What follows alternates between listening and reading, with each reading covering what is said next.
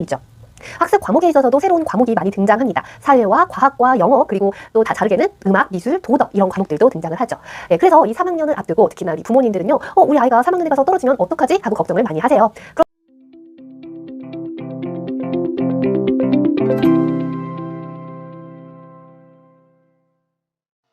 네, 안녕하세요. 이서윤의 초등생활 처방전 이서윤입니다. 네, 저는 현직 교사로서 그리고 EBS 공채 강사로서 또 자녀교육서 작가로서 이 초등교육 과정에 있어서 이제 우리 아이들이 어떤 길로 이렇게 따라가면 좋겠다 하는 것에 대해서 좀 방향성을 갖고 있습니다. 따라서 우리 아이들이 이 3학년을 앞두고 어떤 것을 방학 때 준비하면 좋을지 우리 부모님들이 이렇게 생각을 하셨으면 좋겠다 하는 거 오늘 말씀을 드리려고 합니다. 네, 3학년을 앞두고 정말 많은 부모님들이 약간 걱정을 하십니다.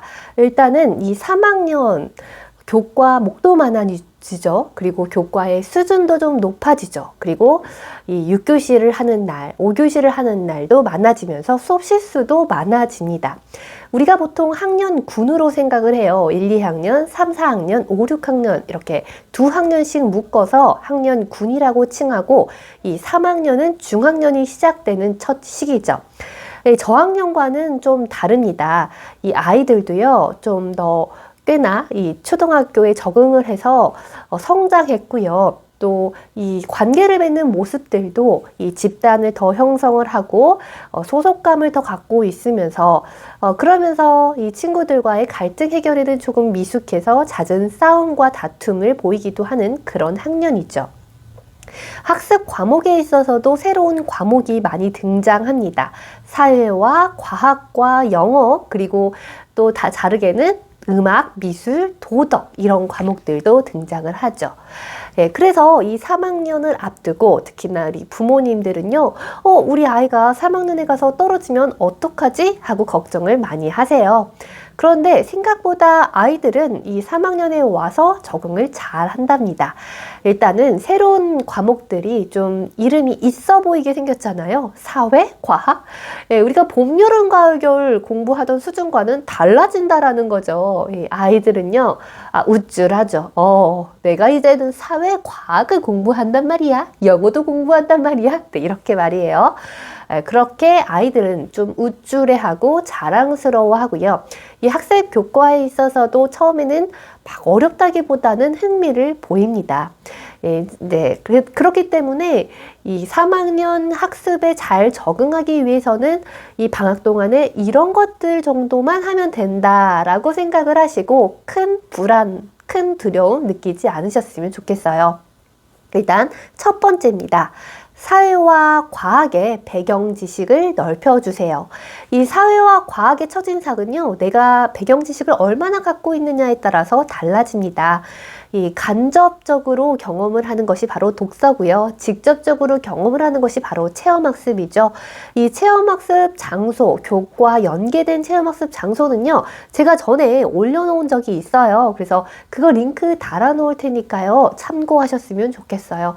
이 3학년부터 6학년까지 어떤 내용을 공부를 하고요, 어떤 체험학습 장소와 교과가 연계되어 있는지까지 다 들어가 있는 영상입니다. 그래서 체험학습을 다니기도 하고요. 그 다음 이제 독서를 하면서 배경 지식을 늘려야 되겠죠. 이 3학년 사회의 첫 단원은요, 지도와 관련된 내용이 나와 있습니다. 그래서 우리 동네 탐험만 해도요, 예습이 된다라는 거예요. 아이 손을 잡고요, 우리 동네를 돌아다니면서 은행에 가서 통장을 한번 개설해 보기도 하고요. 그 다음 주민자치복합센터, 행정복합센터 이런 곳에 가가지고 서류를 한번 떼보기도 해보세요. 이 마트에 가서 장을 보는 것은 해보았을 텐데요. 그런 것 역시 우리 고장에 대해서 공부하고 지도에 대해서 공부하는 그런 내용에 다 들어가 있습니다.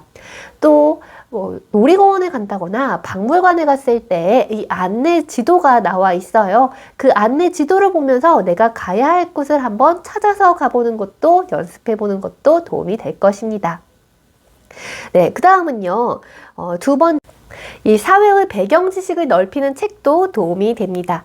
세상을 담은 그림 지도, 이선비 한양에 가다, 방방곡곡 우리 특산물, 우리 동네 생생마트, 출동 도와줘요 공공기관, 네, 이런 책들이 있고요.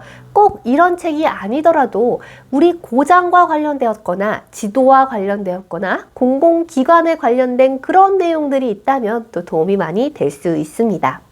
과학 같은 경우에 첫 단어는요, 물체와 물질이에요.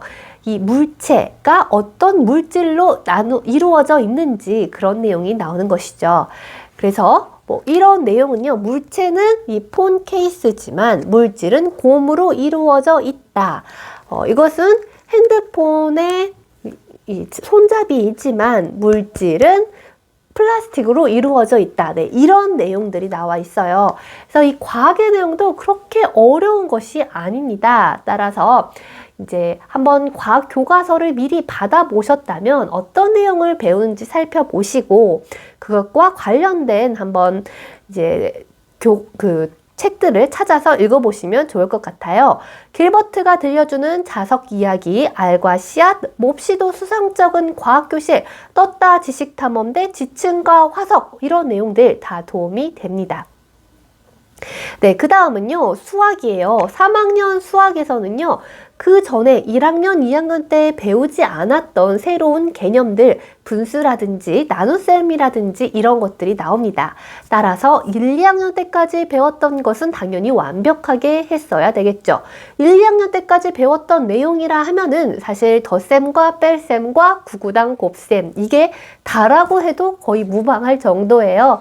이것을 빠르고 정확하게 할 수 있도록 한번 복습해 주시고요. 그 다음 3학년 내용을요, 예습 삼아서 첫 단원부터 차근차근 조금 풀어보면 도움이 될 것입니다.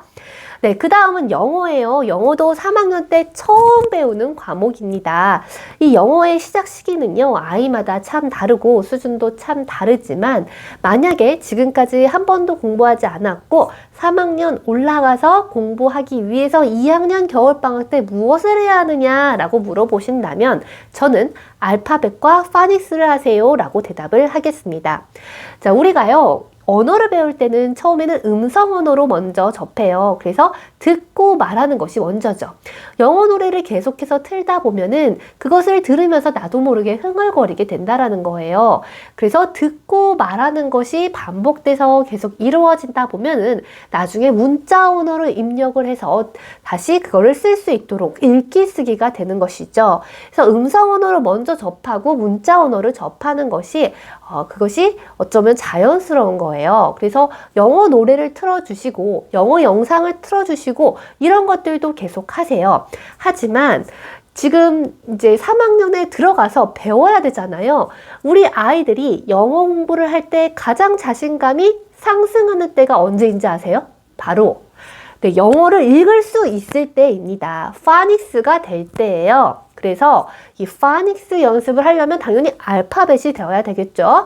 알파벳을 익히는 것은 금방 익힐 수가 있어요. 대문자, 소문자, 이름 익히고 쓰기 해보고요. 그 다음에 파닉스 교재를 사서요. 완벽하게는 아니더라도요. 각각의 음가의 소리가 무엇인지 한번 알아보고 연결시켜보고 하는 것을 조금 연습을 하고 3학년에 들어가면 자신감 있게 영어 수업에 참여할 수가 있어요. 특히나 3학년 영어 수업 같은 경우에는 대부분 게임, 놀이 이런 것들로 이루어져 있고 내용도 어렵지 않기 때문에 아이들은 정말 재미있다라고 생각을 합니다. 하지만 학년이 올라가면서 점차 내용이 조금 더 어려워지면서 아이들은 영어가 힘들어 라고 말을 하고요. 그게 이제 읽기 쓰기의 내용들이 많아졌을 때를 말을 해요. 그래서 우리 아이의 3학년 영어를 준비하기 위해서는 이 알파벳과 파닉스를 한번 해보시라 라고 말씀을 드리겠습니다. 네, 이렇게 해서요, 제가 사회와 과학 배경 지식, 그리고 수학, 그 다음에 영어까지 말씀을 드렸고요. 마지막으로 말씀드리고 싶은 것은요, 이 아이들이요, 아까 첫 부분에 말씀드렸던 것처럼 이 집단을 형성을 하고 친구 관계에 있어서 좀 갈등 해결에 미숙하지만 아직은 어떤 서열이 정해져 있거나 친구와의 어떤 데이터가 있거나 하는 것이 아니라서 이 갈등과 싸움이 더 잦다라고 했습니다. 그래서 가정에서요, 이 친구의 말을 잘 들을 수 있도록 경청하는 습관을 길러주시고요. 또 자신의 감정, 부정적인 감정을 잘 표현하고 다룰 수 있도록 아이가 짜증을 내거나 화를 냈을 때 그것을 나는 뭐뭐해서 속상해 라고 말을 할 수 있도록 부모님도 그런 모습을 보여주시고 아이도 그렇게 말을 할 수 있도록 좀 훈련을 시켜주셨으면 좋겠습니다. 물론 이 친구 관계라는 것이 실전에서 이루어지는 것이에요. 그래서 집에서 아무리 좋은 책을 읽고 아무리 설명을 해줘도 안 되는 경우도 많이 있습니다. 하지만 기본적으로 가정에서의 관계가 친구들과의 관계로 확장되는 것이 많이 있기 때문에 이 가정에서의 관계에서부터 이 대화를 많이 하고 갈등을 해결해 나가는 것들을 연습을 했으면 좋겠습니다.